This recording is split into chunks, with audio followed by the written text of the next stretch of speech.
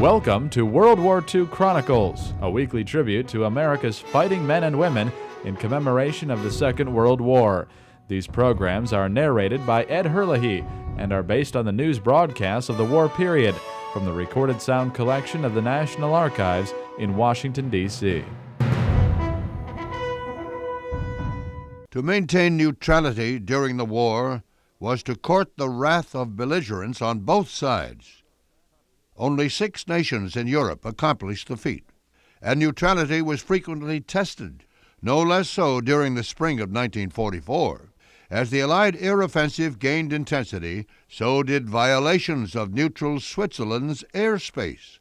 In April 1944, the Swiss were outraged when U.S. planes mistakenly bombed a Swiss town. Secretary Hull formally expressed deep regret at the accidental bombing of Swiss territory the other day. After the war, the United States compensated for the error, paying the Swiss almost $70 million in 1949.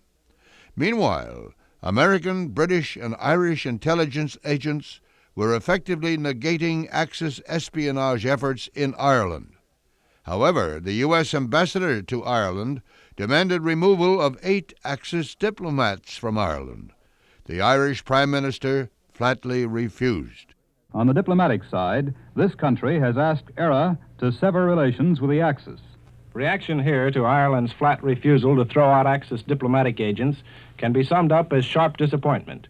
Just what will be done about it isn't quite clear, but you can count on it that some kind of effective measures will be taken to prevent Axis spying on our military preparations in Northern Ireland.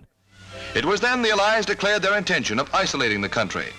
Later, Irish diplomats in England were denied the free passage of couriers, and all their mail was censored. ERA's small army is held ready, and in religious meetings, all asked for guidance in this new crisis in Irish history. Like Switzerland, Ireland weathered the storms of war and maintained good relations with all the post-war belligerents.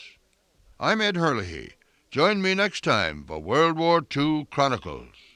World War II Chronicles was produced by the American Veterans Center and Radio America in cooperation with the National Archives. To listen to more episodes, subscribe on iTunes or visit AmericanVeteransCenter.org. We need your help to keep the legacy of our World War II generation alive. Visit AmericanVeteransCenter.org to make a donation to support World War II Chronicles and the ongoing work of the American Veterans Center.